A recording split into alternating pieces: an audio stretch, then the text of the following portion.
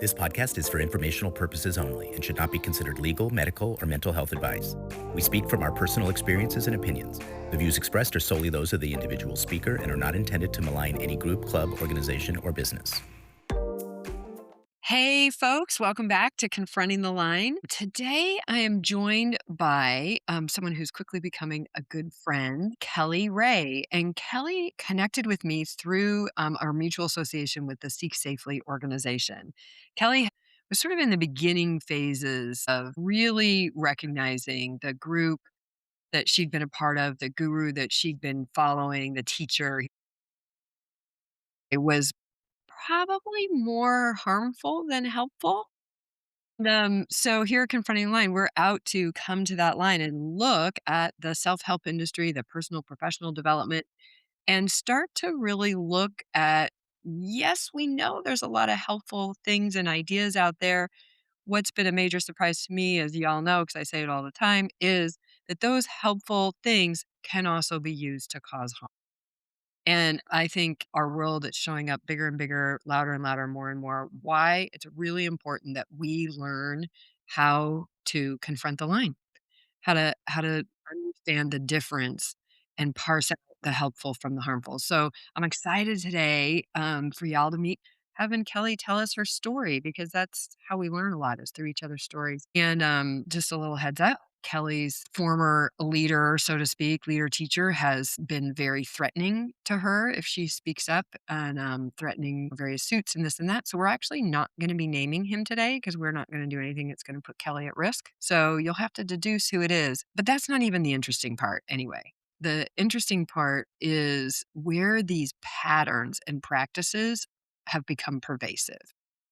So it kind of almost doesn't matter. The people who know that teacher, they know they're working through their stuff. But I think you'll find things that are familiar in Kellie's story for a lot of different contexts. So, hey, Kellie, that was my Hey, setup. It's how you great to going? see you. Yeah, it's wonderful to actually connect and see you again. And I have to say thank you for sort of reaching when I did reach out to you, allowing myself to reach, have a conversation and share the stories. And I think it's such a pertinent way to be able to learn is through listening to other people's experiences and their stories. And the same for the crew at Seek Safely. When I did reach out to them, they were instrumental in connecting me with you and others to assist me, in understanding, but also in my healing journey, like post coming out of this organization. So I just want to, say thank you for that. And thank you for having me on the podcast too as well. And let's see how this unfolds. Absolutely. Well, it's been amazing watching your journey of sort of learning. I think some of the most, kind of the most really valuable period is in that period where waking up is what gets referred to a lot, but that is a long, slow journey. It's not waking up is really bad language. I Yeah. haven't thought of it yet because it's not like this moment thing. I mean, even what led to my book was what, 4 years of, huh? What? Really? And work and examining. And then where I am today, which, by the way, Kellie, this week is the 2-year anniversary from when I published my book. Congratulations. Thank you. But what I have learned and seen, I mean, it literally will fill a whole other book, which I'm working on, folks. Well, as we get to it here. And isn't that interesting because there is as I've learned now, it's like we are the frog boiling in the pot, so it's a slow burn. So it potentially has to be a slow burn coming out for us to be able to titrate the information that we're learning to understand what actually did happen. And I find that part really interesting because I kind of want it fixed now, so I want it really just over and done with so that it can be, expressed, explained and healed and moved on from. But unfortunately, it doesn't work that way with our nervous systems, which I've come to understand too as well. It takes the time it takes to. Don't you think that that desire to be fixed, feel better, like move on, is a lot of what gets us entrapped in these groups, in these systems anyway? right? Because we're Exactly. going to get these answers and then they provide a feel good. They really do. It does. You feel really good. So you're like, okay, this is working. It's sort of what leads us. And then it feels really good. And so you keep doing it and you keep doing it. And the next thing you know, 20 years have gone by, 30 years have gone by, in my case, 10 years have gone by, 2 years have gone by. And then you turn around and look at your life and you go, well, huh, did it really work? Did it really provide me the tools to have this, you know, all powerful, extraordinary life? Mhm. Kinda. That's what we're here to talk about is the kinda. Yeah. Let's start with, especially here on confronting the line, like this is our confront. Let's learn a little bit about you. So can you just tell us a little bit about who you were and how you got involved in the group that you did? Let's just start there. Yeah, sure. Look, obviously I'm an Aussie and lived most of my life in Australia, and I like to say like my past life before entering into this organisation. So my past life before I entered in was I was an animal behaviorist, and I specialised in horse behaviour.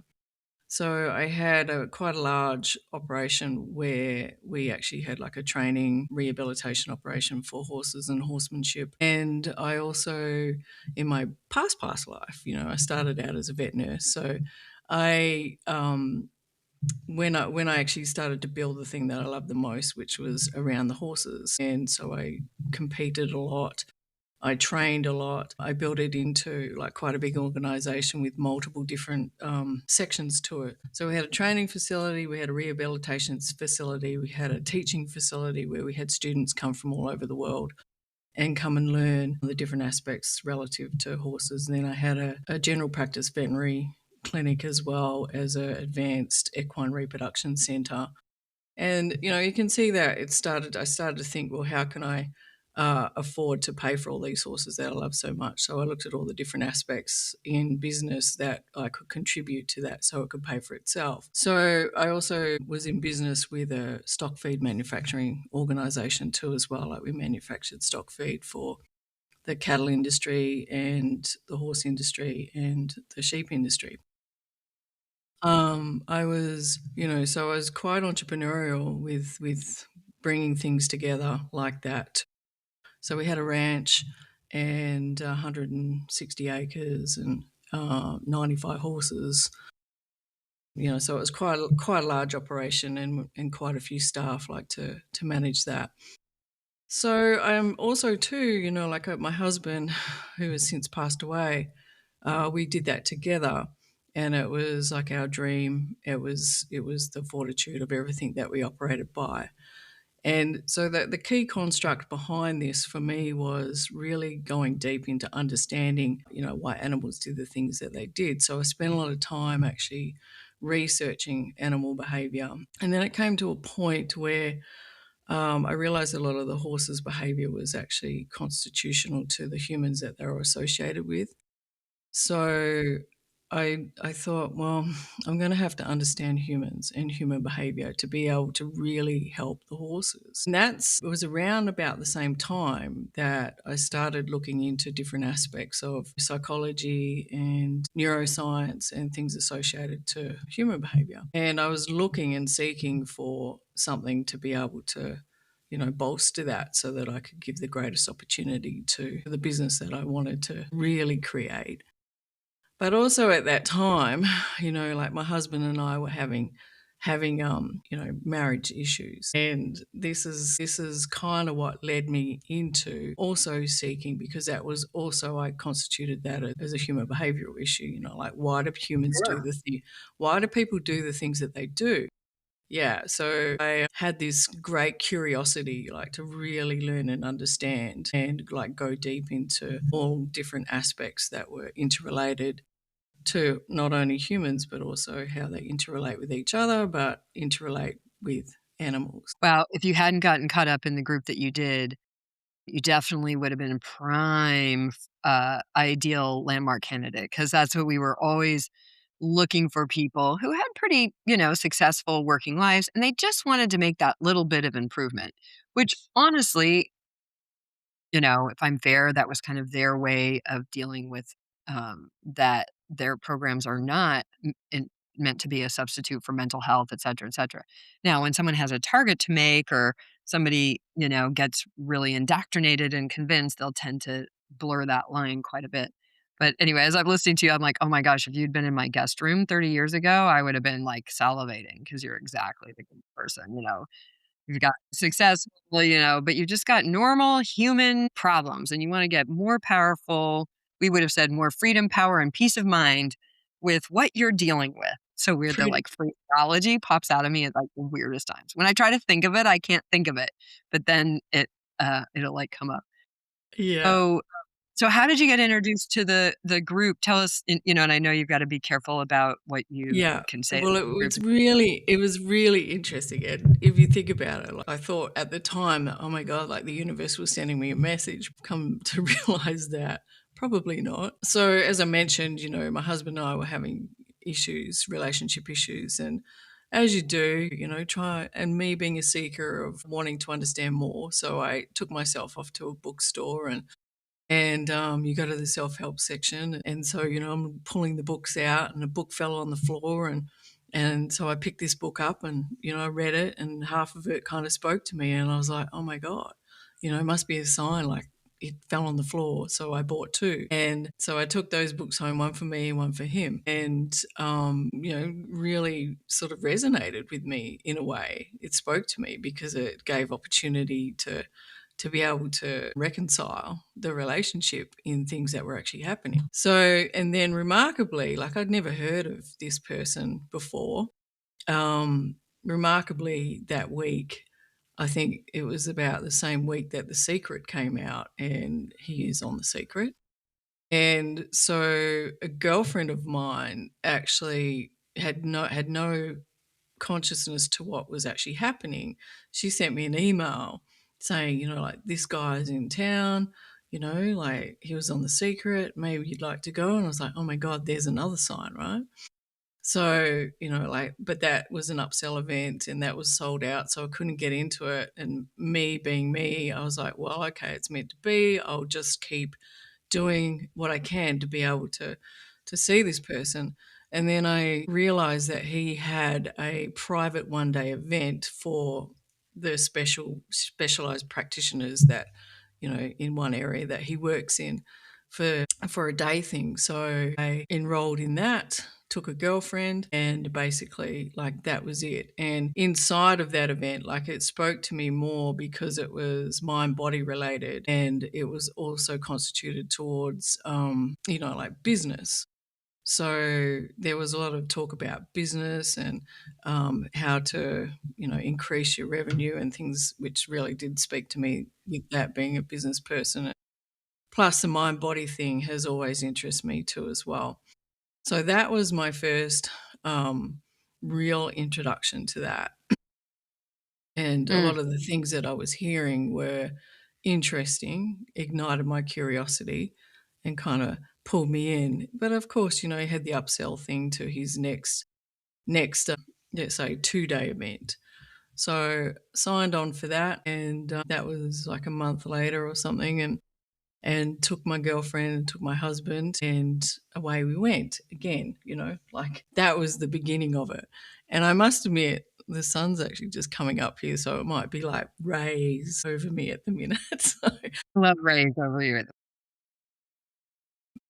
yeah, so I took my girlfriend and my husband, like, to that, and this event was something like I had never experienced before, like, in my life. Like, I look back now and I really sit in that, and I was like dumbfounded, but also like, "Oh my god, this is amazing," And the things that were being said inside of this event was some things that I had heard before, but also things that you would never say outside in,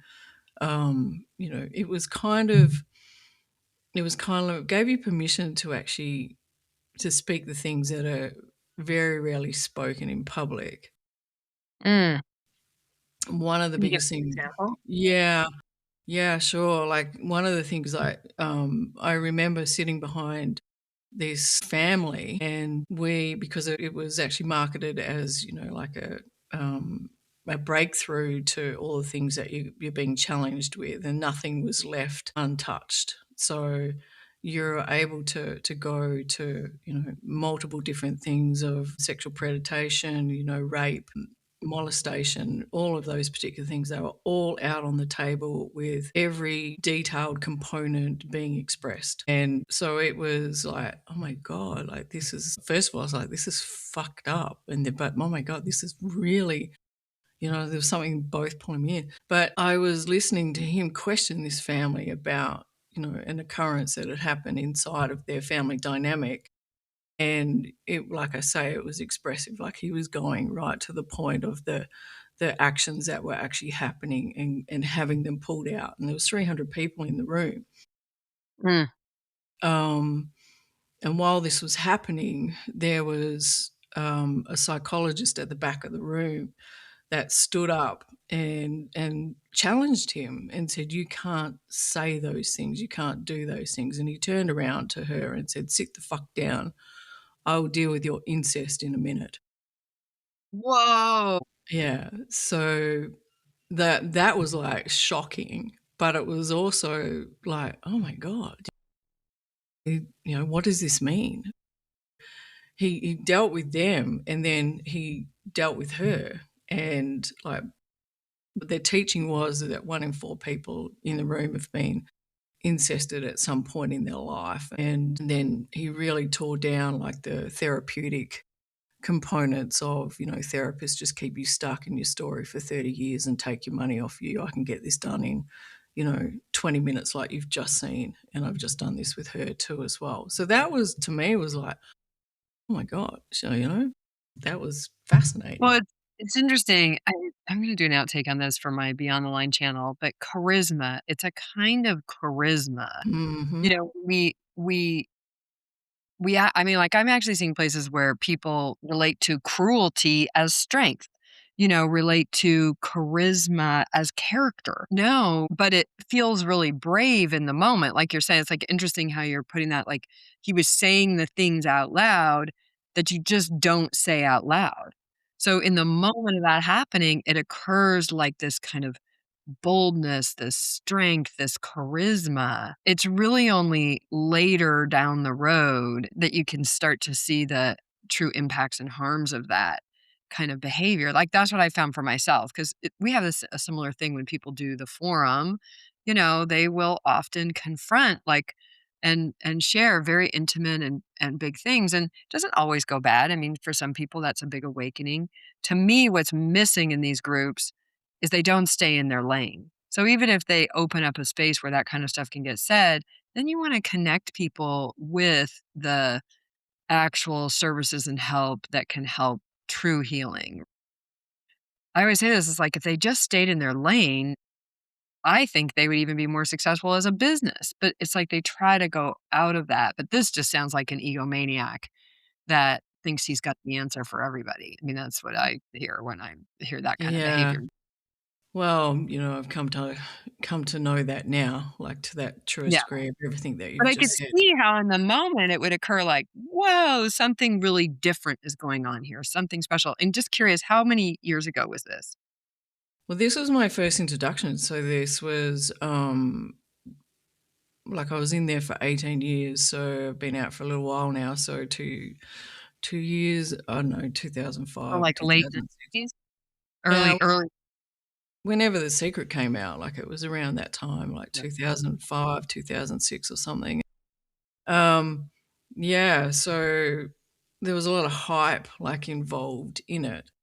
There was another part to that too, which kinda, at the end of this whole process that he has created, um, there's also a part, that is when you lose somebody, there's a grief process. When you lose somebody that calls it collapsing the grief so that you don't have to experience grief for any more than 3 hours.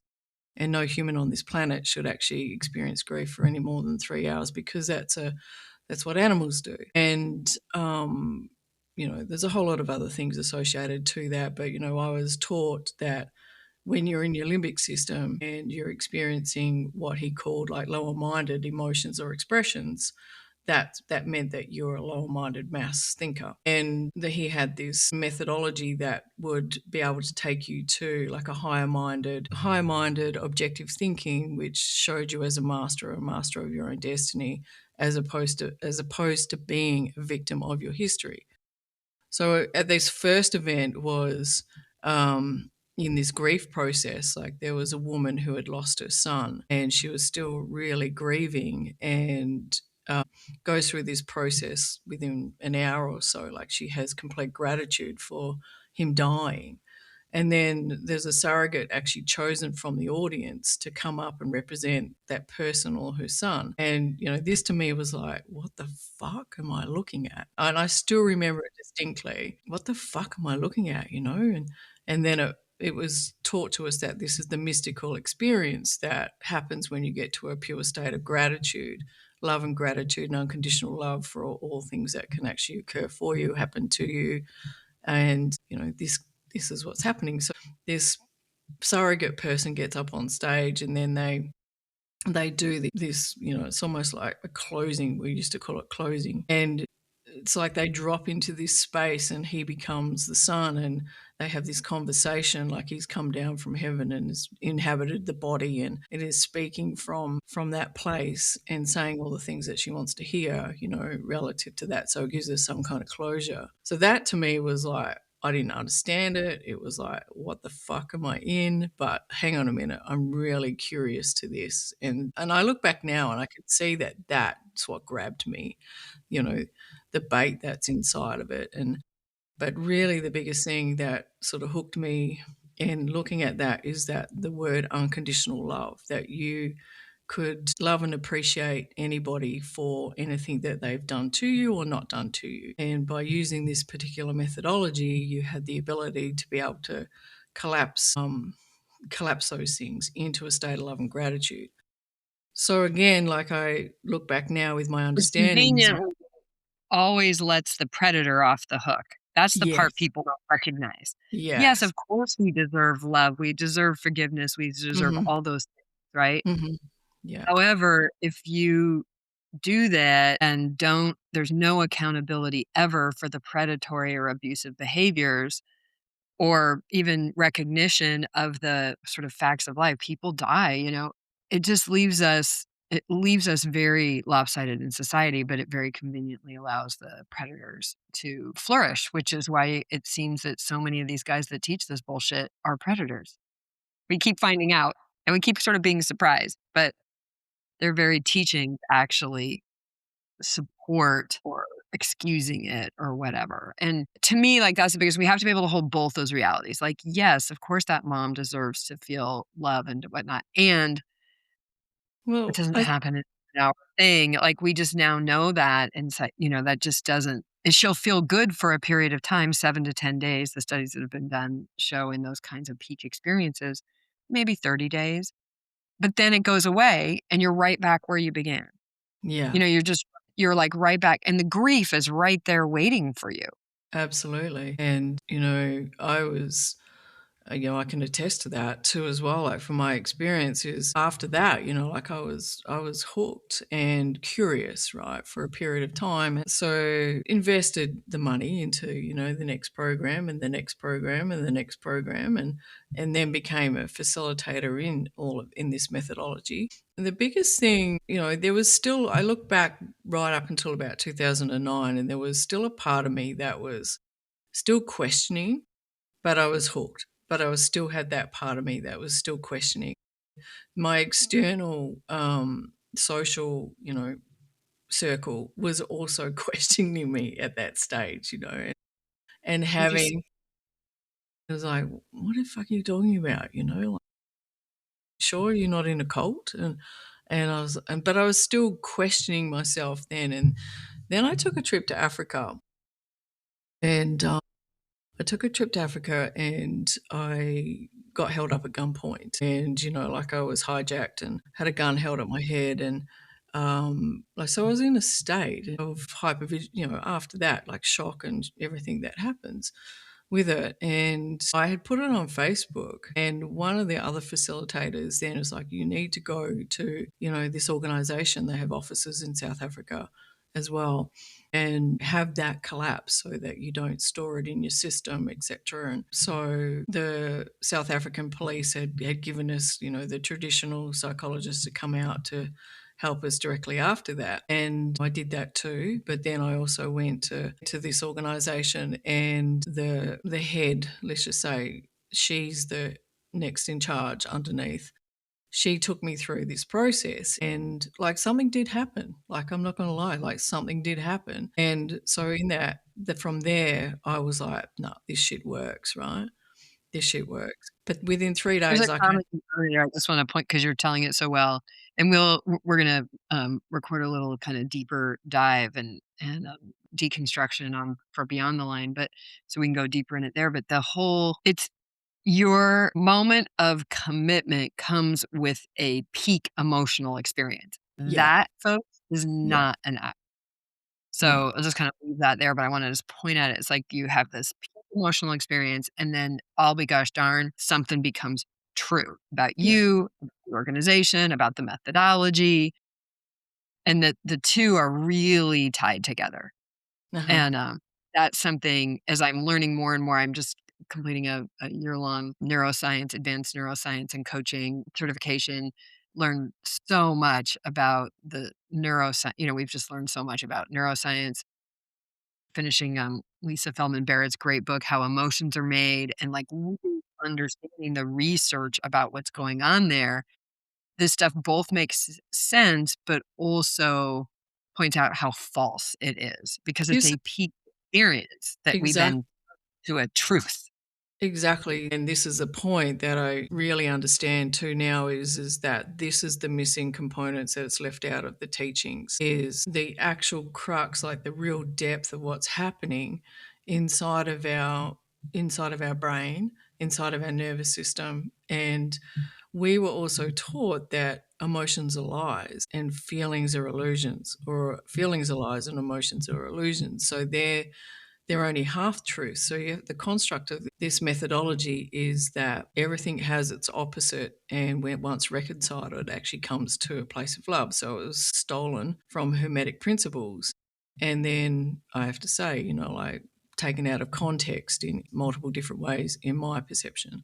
But yet, there's this spiritual mystical component that was really layered into it, but the depth of the physiological biological components of us as humans was somewhat forgotten inside of it, or if it was taught, it was taught in the construct of how it was meant to be understood relative to this methodology. So it was never scrutinized, and it was never peer reviewed. And to my knowledge, it still hasn't been. Even tested, that's another thing that shows up in these Exactly. groups. They don't allow I mean, come on, that S training, Werner's ideas, whatnot, they've been around for 60 years now.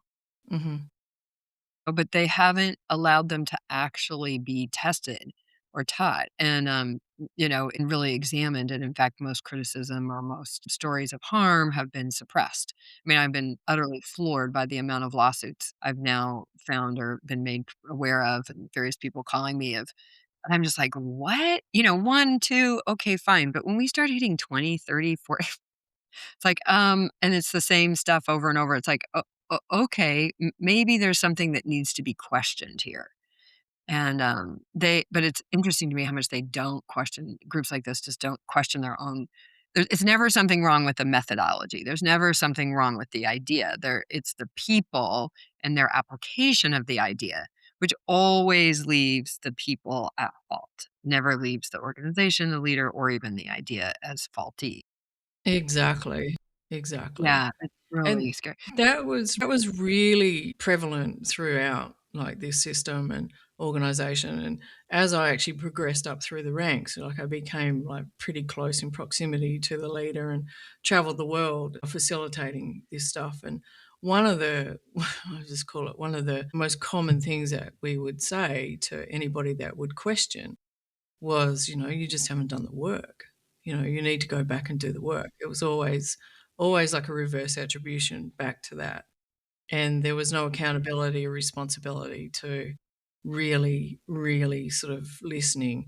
And inside of this methodology too, we weren't allowed to share a story. It was all about specifics.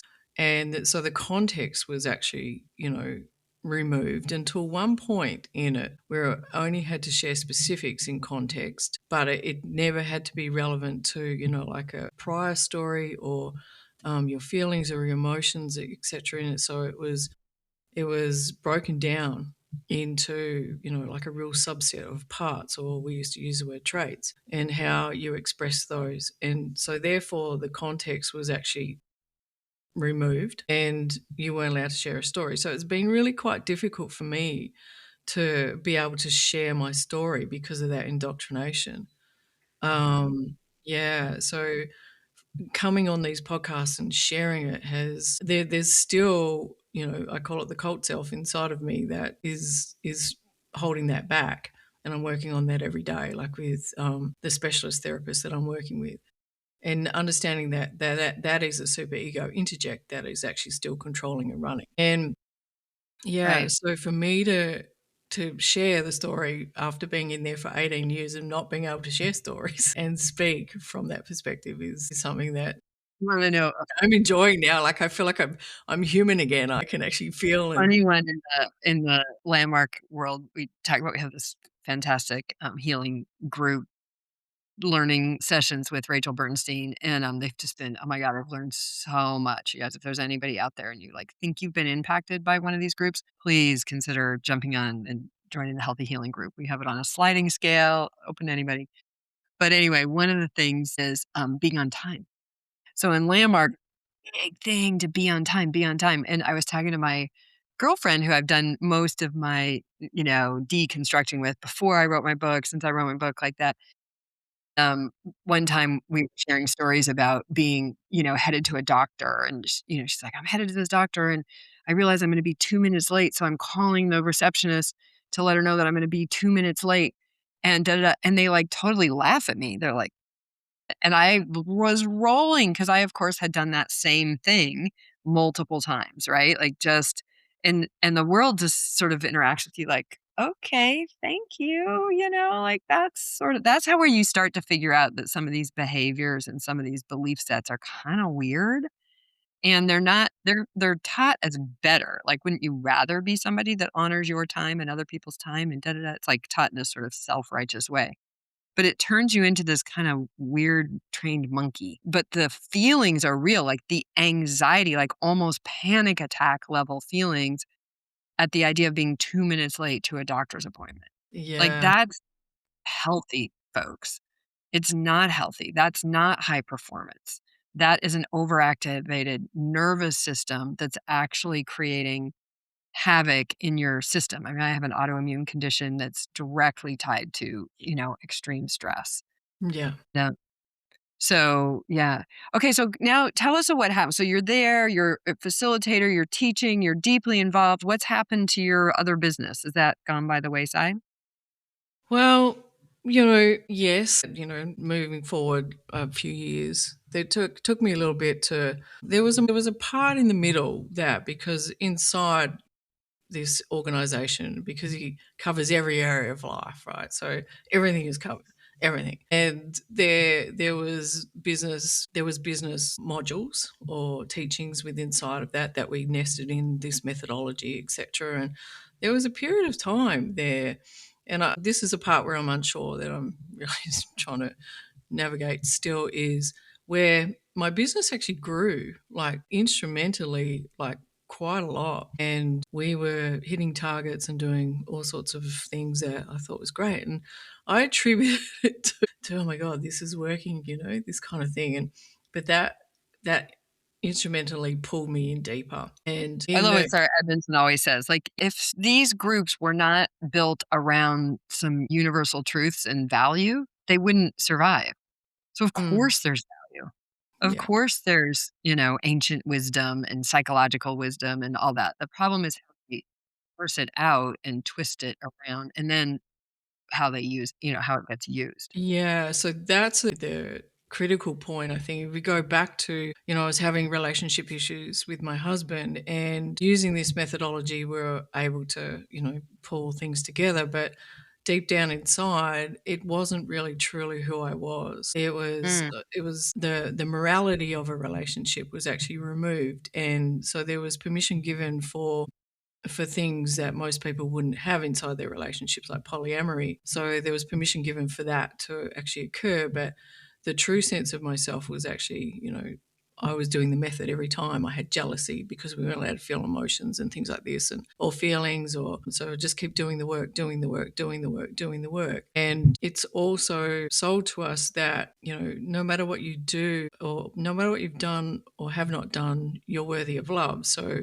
if you're not unconditionally loving people, therefore you're a lower minded person who is living unconsciously as, a mass thinker, and you're no longer having mastery over your life, and that interferes with success, and that interferes with you being able to live true to your value system. So there's another part that's nested inside of this methodology, which is values, which is not what traditional values are taught to us. It's a construct that he's created and called it values. And so it's also was taught to us that you are only ever going to be fulfilled, have certainty, enthusiasm, and be in a state of presence if you're living true to what your values are. And it's not wise to actually impede on another person's value system. I know this all sounds like things that we've heard before, but it's inside of this context, it's actually not. And if you allow them to live their value system, then you can have an unconditional relationship. So, so that was something that was happening inside of our relationship. And as our business grew, we had access to more funds and more money and things like that. So I could travel more with it, which was one of my values, right? And my husband could do what his values were, which was competing in the horsemanship world and things like that. So we started to go like this. And I also, too, was being pulled deeper and deeper into this organization. But he was also, too, in a way. You can see where it's supporting. So the human potential movement, which this is the tail, I think we're towards the death of the human potential movement. It can't die soon enough for my Yeah. taste right now. But the human potential movement is also known as, it's very constructed around performance, performance, productivity, freedom, power.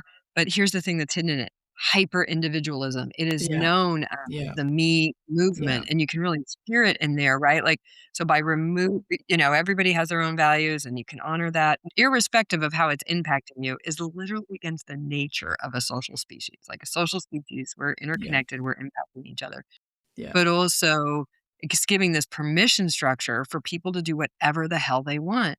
And I actually think there's a direct correlation between these teachings and the crap we're seeing in the world right now. People are looking as all this stuff's coming out in the Epstein files, and they're like, oh my God, I can't believe people live like that. But you're actually you're actually explaining the permission structure that has been given through coaching, trainings, teachers, and gurus all over the place, that says, in fact, your guy, we won't again say who he is, but he just recently got quite a bit of criticism coming on a podcast and kind of trying to preach the no morality. Morality is just what you think it is. You have the right to yours, no matter what it's doing to other people or the planet or whatnot, as long as you're being true to yourself. Could you imagine if all 8 billion people actually lived like that? Well, we probably would have destroyed ourselves and the planet and been gone by now if that happened. It's not a good trajectory because, like you said, it leads to, ultimately it comes out to this separation. Yeah. Gotcha. Okay, so sorry, I had to interrupt with that. So Yeah, then no, that's cool. Which what is happens? So true because part it does create separation. So that I could now look back and see that was the MO, right? And part of what I say, by proxy is to separate people within their relationships and watch what happens, right? And then become the savior to that. And so that what was occurring, I know now, but I did not know then, right? So I was in this place of, hey, like I'm traveling the world and I'm seeing all these places and helping all these people, with their shit. And in there. yeah, yeah, yeah, doing that and becoming a consultant to it. Part of my business, I'd always been a consultant for for others in business because that's just who I was.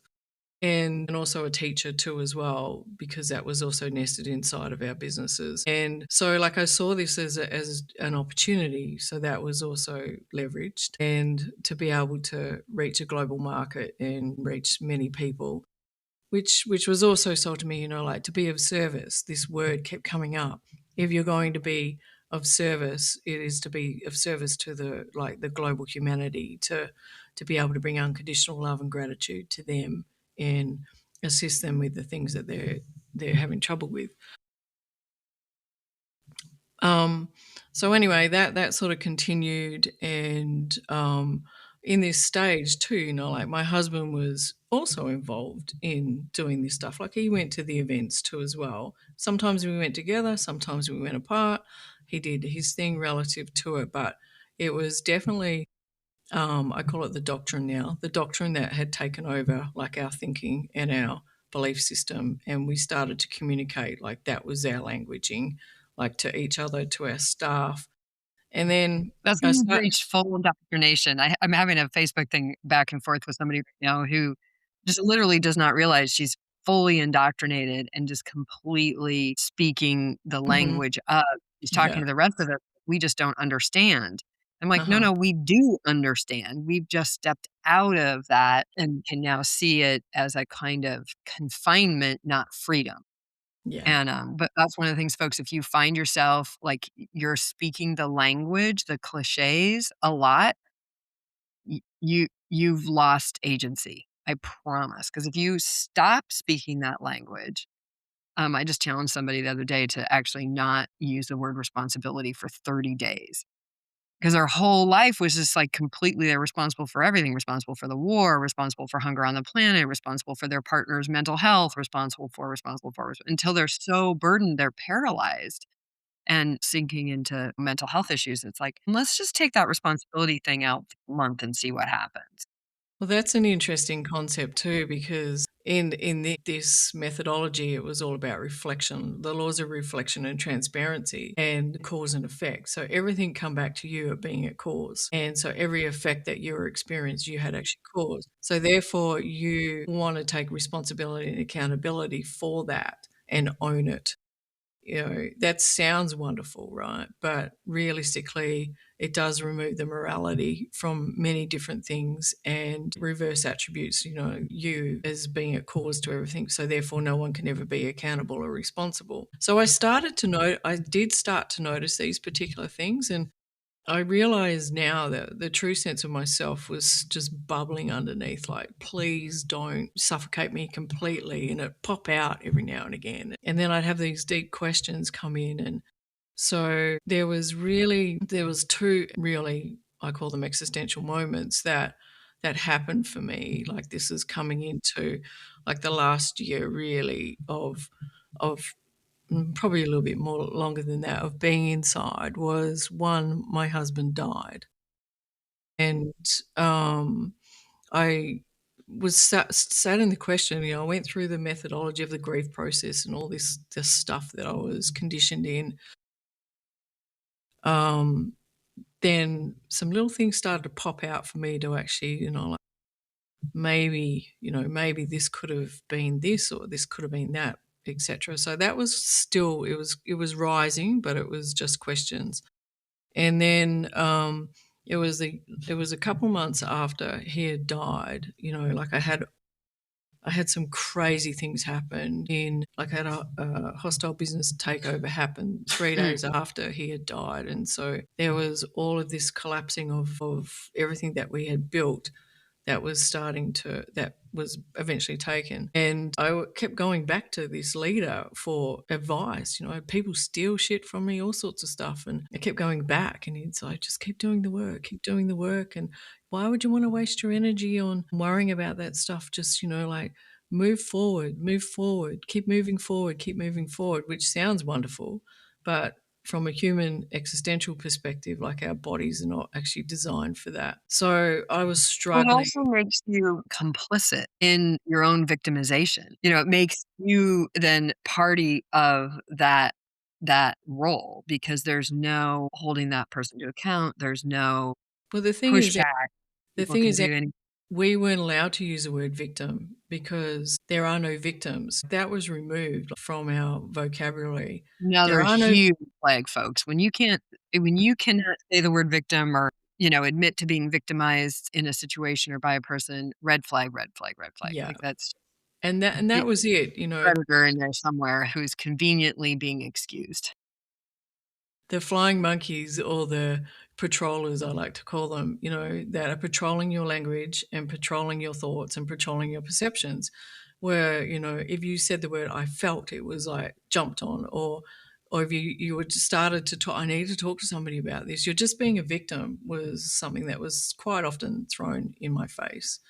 You know, do the work and rise above it. And you're not showing mastery over your life. You're becoming a victim of your history. So, you know, you don't want to be a victim of your history. So you want to be a master of your destiny. So everything was pulled into forgetting about these things that, well, not forgetting, it was called integration to the things that have actually happened. Yeah, he's using all the All the good language, all the languaging is there. language is being weaponized. Actually, you'd be a great person to do this. I want to do a Beyond the Line episode about weaponization itself because we don't really understand what that looks like. But it's right there. It's right there. So they're using really powerful words and concepts, but in a way that takes away agency, strips identity, and Yeah, enforces control. yeah, So it's like if those things are happening, there that it's even a good idea has been weaponized. That's kind of how mhm, I find. yeah, That's how I've learned to see the line. Which side of the line am I on? Am I in the helpful? exactly, exactly.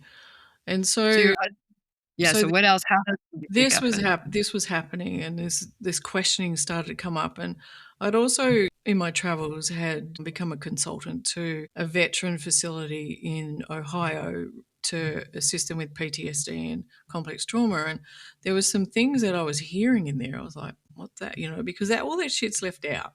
But here we are as, you know, specialists in human behavior, and we have this methodology that can actually integrate and solve, you know, a tool for 1,000 uses to bring you to a place of love, gratitude, enthusiasm, certainty, inspiration, and presence, and for you to have mastery over your life. So, you know, that was my belief system. But these things were starting to infiltrate into questioning. So mm, I started to question the aspect around, you know, addictions and trauma creating addictions. And I had questioned him on a few things relative to that. And, you know, I was in the questioning, it was always then the pattern interrupt or a redirect or a non sequitur to move away from that. And it just kept coming back to just do the work, just do this work. So it was always back to the doctrine that was being taught. So I was at an event in Sydney and I decided not to facilitate this one. I decided to just sit. And there had been something that had happened within our organisation with another pair of facilitators where one facilitator had beat the shit out of this other facilitator to a point of unconsciousness. And it was alleged that while he was doing that, he was citing, you know, certain words relative to, you know, the words that we would use inside the methodology. And that really struck me because, again, that morality came up. And this is the true part of me that was really bubbling up like, no, this is wrong. This is not okay. This is wrong and not okay. And then the part where, you know, my husband's death was also like, this is wrong. This is not okay. Like it was starting to really come up. And then I started to actually see other things that were wrong and not okay. But I had this conflict in me, you know, because of the morality component that was taught to us. And so in this event, he they was, tried to respond with your morality or strip you of your morality, but folks, in the almost to a one, everybody I know that wakes up to the harmful aspects of these groups or these teachers is usually because there is some violation of our before times moral code that somehow pops up. That's if anything starts to the popcorn of that, like, wait, and that was what it was for me too, but it took time, I'd like to say the yeah, first time somebody came to me and said, "Hey, Werner's physically assaulting, his staff," that I went, "I'm out," No, no. No, it took I'm like, "Well, are you sure? Tell me what yeah, yeah." It takes a little bit, but that's a Anyway, a piece worth highlighting, circling, like, Yeah, that's most of us don't really understand our moral foundations until the worst happens, and then we're like, "Something's wrong, like, that's not right." Then it takes time to figure out what's being violated, but that is kind of what helps you wake up, which is why all these groups have a doctrine or ideology that strips out morality, yeah. Uh-huh. makes it That's it. optional or diminished or less important or open to interpretation or whatever. Or it's spiritual to rise above morality because that's an animal construct or an earth construct or whatever bullshit that they layer on top of it to protect Right. themselves. So, while I was at this event, it had blown up in social media, like in our groups that we had inside of it, and there was a lot of questioning that was happening, and there's a lot of times that I actually, saw my teacher, this leader, lose his shit when he did actually get confronted or challenged or questioned. And I put it down to that everybody has every trait, everybody has all these things relative to When their I saw Anna values, lose, I'm like, and that "Oh, he had blankets too, that's so cute." yeah, exactly. Oh, he's just just being all traits, all things, He's and human too. oh no, he's wasn't it was human, he's just being authentic was the word that we would use, he's just being authentic. And so he was ropeable that these questions because it was showing things relative to, the downsides or the problems with inside of this system. Um, Somebody brought it up, like in this group. There were 65 people in the room, and and then he started, and he started with the rhetoric. And this is the biggest thing is that he had the ability to sway with rhetoric and rhetorical stories to be able to cite emotions and to sway people to come back to his side. And that was what was happening. And I couldn't stand it anymore. Like I couldn't. And then I shot up, I stood up in my chair and I challenged him from the floor. And because he was saying, the victim had brought this upon herself. And there's some things deep inside of her that she had to do the work on, etc., and all this kind of shit. And it was all about victim blaming, and it was the victim, it was causal. She, had created her own effect. So I thought, fuck, I don't know what came out of me, but something stood up and said, what's the purpose of the perpetrator then? And bring that back into your words, like a state of balance. I feel like you're throwing everything on this victim that she caused her, but seriously, I don't think that she asked to have her head smashed into a basin and then jumped on and have her ribs separated, and had her head smashed against other things and become unconscious.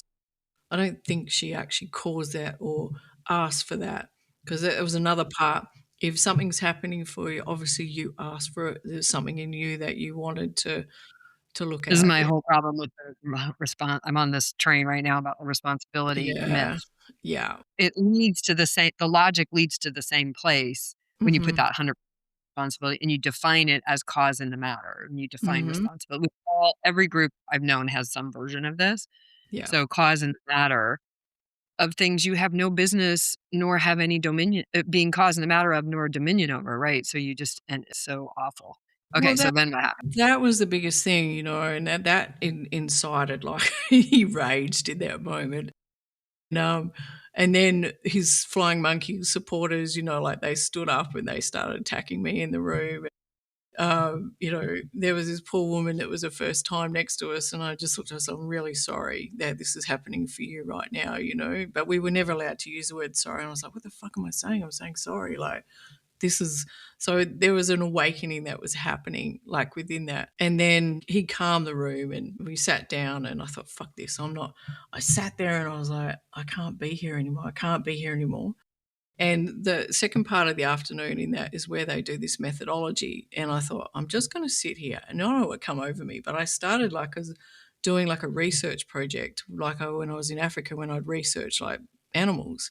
So I had my grid out and I was doing every time he swayed the room by rhetoric, into believing something, it just started happening. And I was putting X's and things in my spreadsheet. And he came over. No, one of the other facilitators came out, "Who are you working on this afternoon?" And I said to him, "Fuck off. I'm not doing it. I'm going to sit here and I'm just going to meditate in the room and I'm just going to observe." "Oh my God, you know that you can't do that.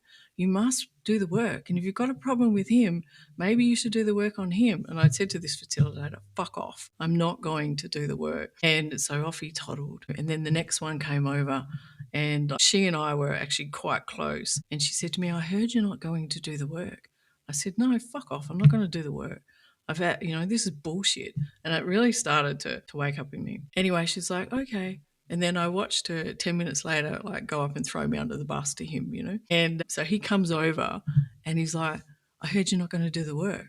And I said, no, I'm not going to do the work. And anyway, he grabbed my laptop and he goes, "What are you working on?" And I said, "None of your business." I grabbed my laptop and I shut the laptop down. And next minute, this guy that was defending him before comes over, taps him on the shoulder. He goes, "You don't need to be associated with a person like that. Come on, leave it." And then took him Wow.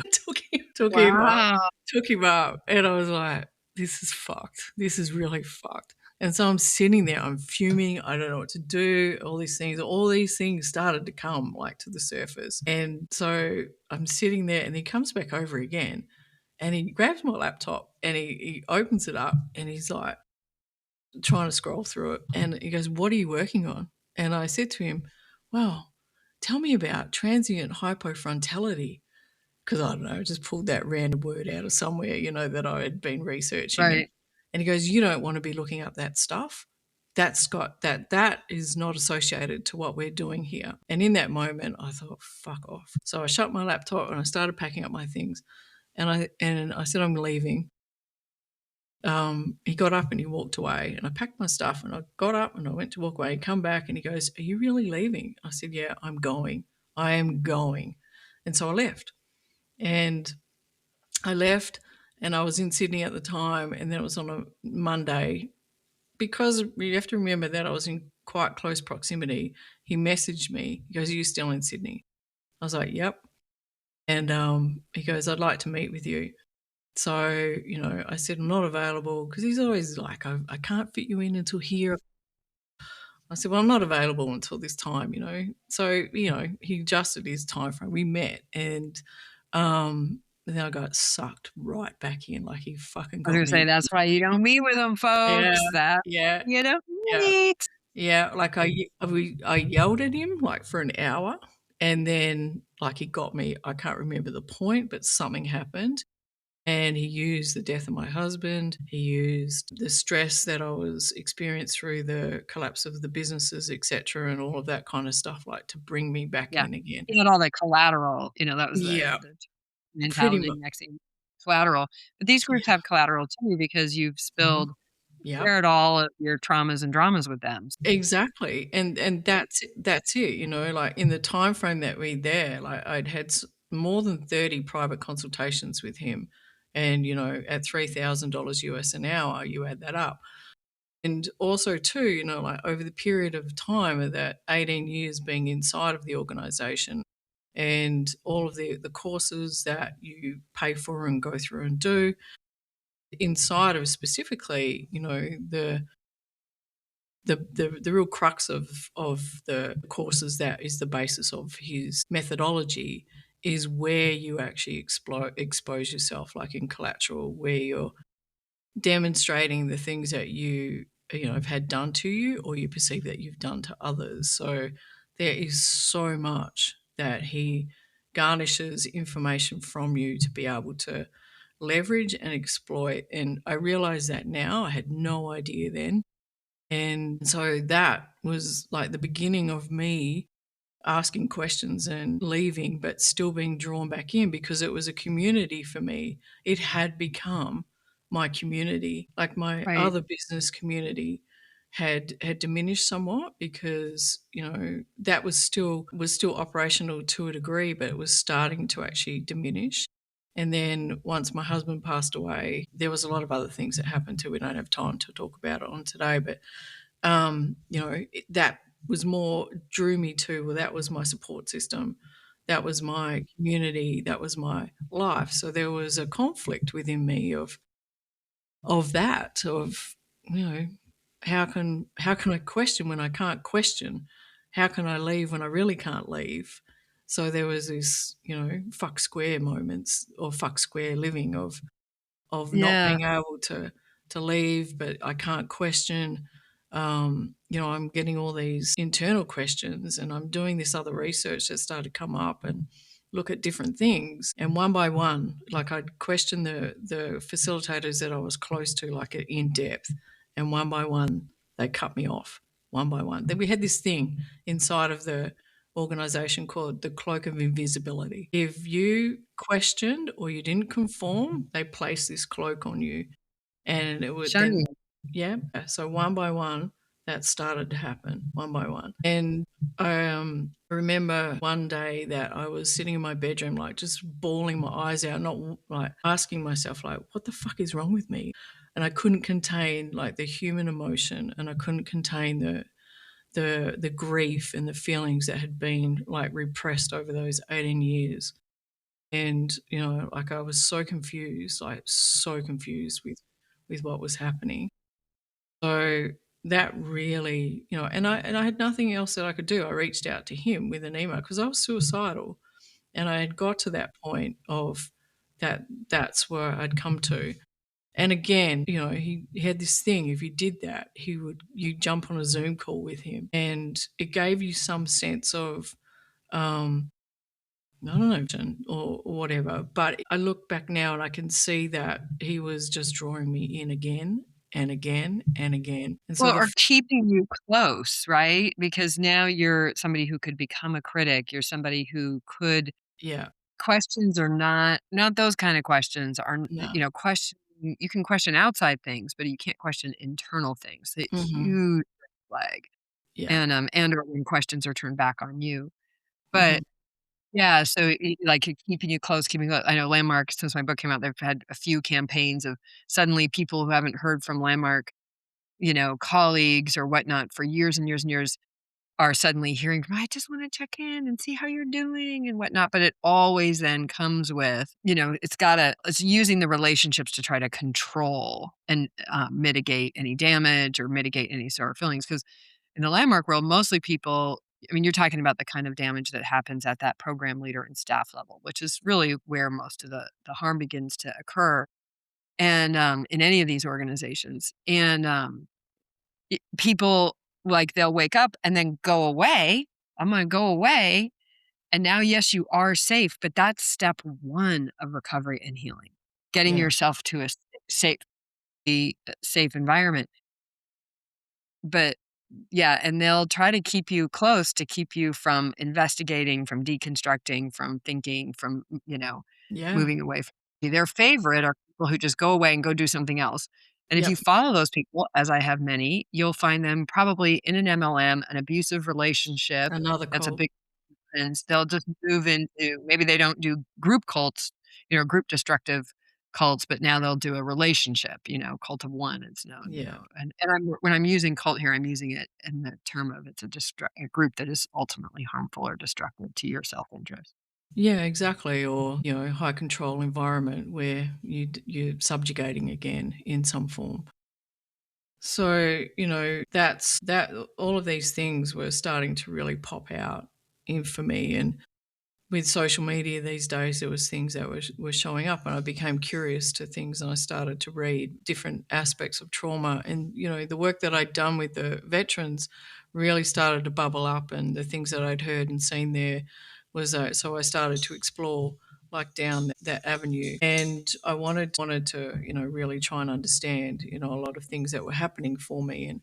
And when I did reach out to him that time, that was the third last time before I actually left, right? So there's two more times after that. And yeah, so and then there was a part of me that was still trying to understand if this methodology actually carried some kind of credence or whatever, Mm, or what was the problems within that system, etc. So there was another moment where I had found myself like in an existential crisis. And again, I'm a writer, so I like to write things out for me, for my purpose, and do a lot of research. And so I did that, and then I sent this article to him. And again, I can see now that I was looking for validation and recognition, and that there's a part of me that was exploited. So like he gave that, but then in the questioning back to it too as well was, like I wanted to know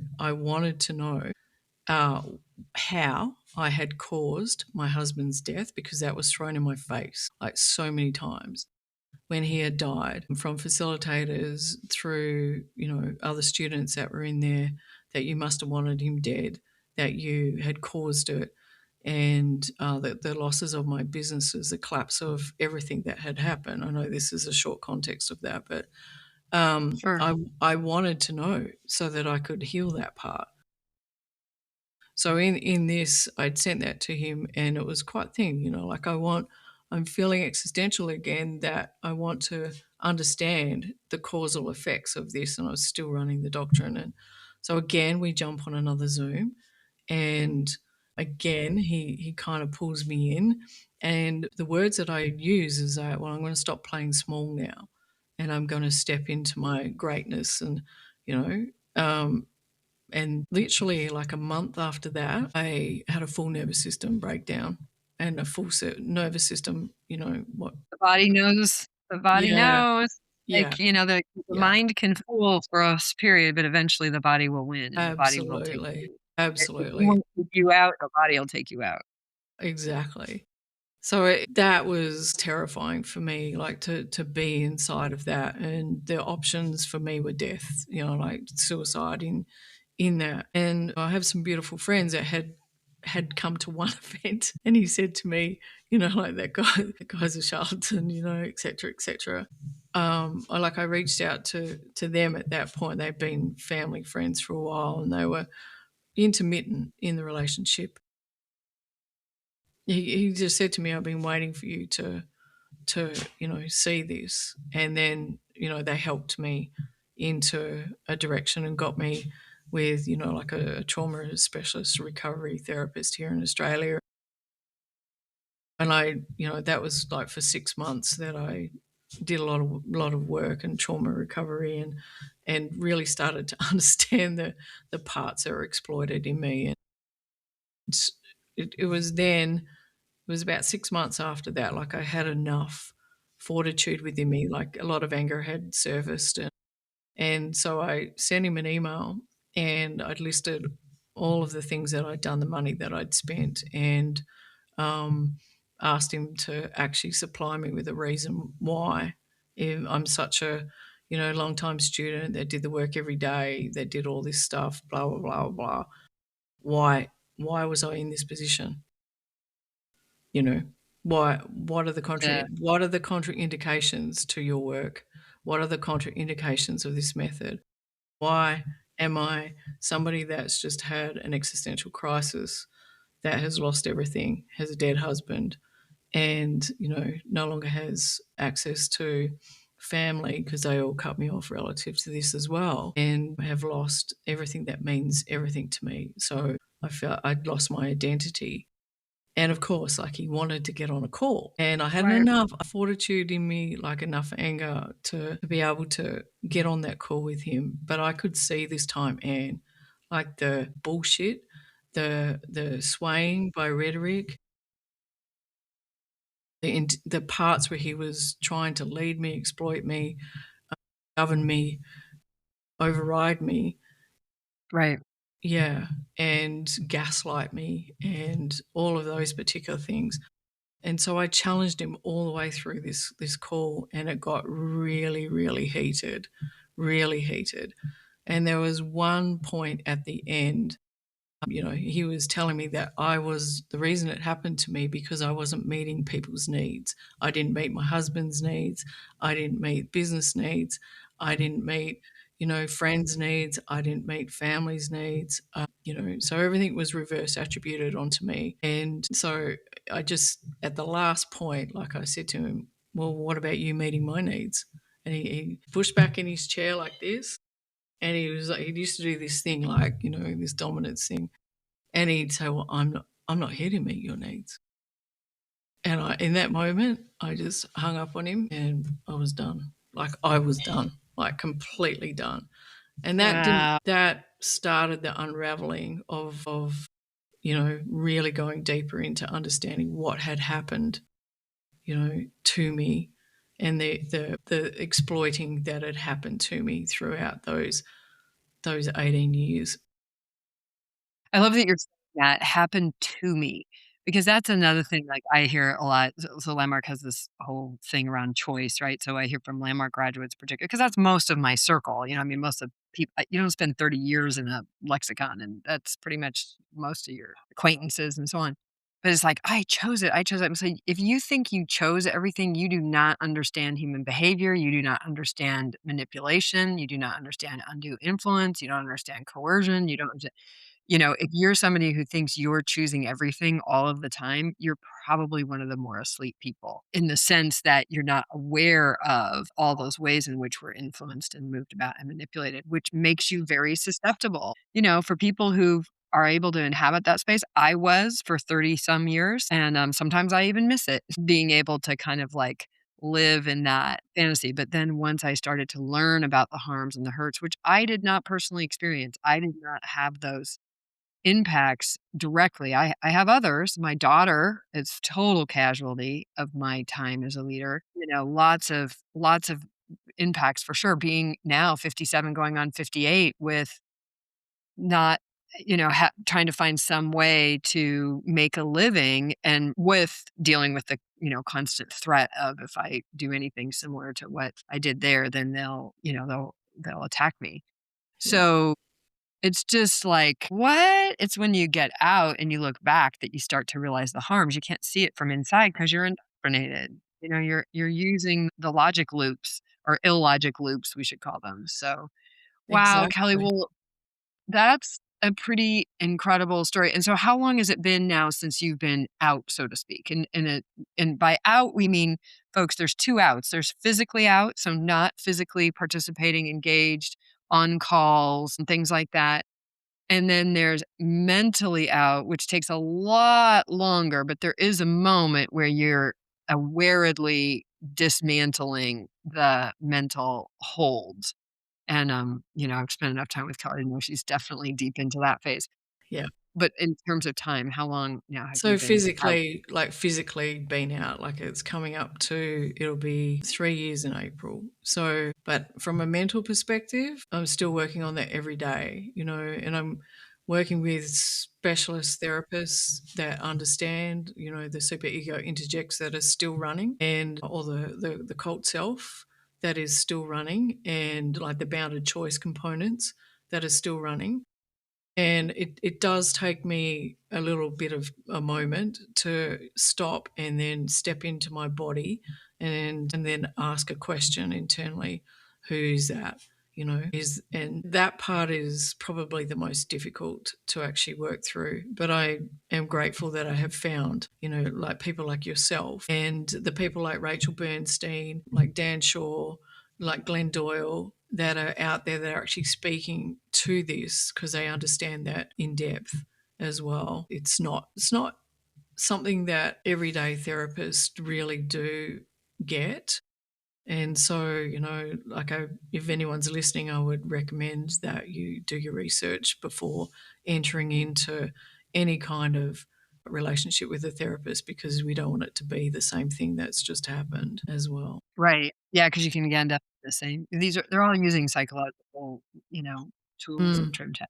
yeah, Awesome. Well, Kelly, I think we'll pause right there for today. You got folks thank will be you. seeing more for sure, as she and I are sort of traveling this journey together. And, where can folks find you? You can just find me on Instagram. I am Kellie Ray. That's probably the I am best Kelly Rhea, place. okay, and Yeah, I'll put it in the show notes yeah. like Okay. that. And, are you still recording your podcast? Yeah, I'm taking a little bit of a hiatus at the moment, like to my own podcast, but I do. I have the Wild, Wise, and Worthy pod, which is, you know, there's a couple of episodes there on YouTube with some professionals like in this area that I wanted to bring awareness to, and Anne is one of them. And Yeah, so I'm taking that. I'll probably be back doing that in May. I've just got a few other things like these being guests on other One of the people. things I'll share with you just in going on this journey is you do have to take breaks. Yeah, Because you walk up to the line and you look over on the dark side, it's a hard place to be, and so you gotta take breaks and step back, and I know you, are also an admirer and follower of Mark Vicente, as am I, yeah, and, yeah, he's doing some amazing work on that, and, just, in terms of, like, how important it is to not just because we can lose ourselves in that. We kinda lost ourselves in the light side, like, everything was about transformation and saving the world with love and la, la, la. And then it's easy to lose yourself in the dark side too. So, yeah, thanks for coming to the line, and, it's yeah, just you're really a welcome. joy to meet You're you so today. welcome. You're welcome.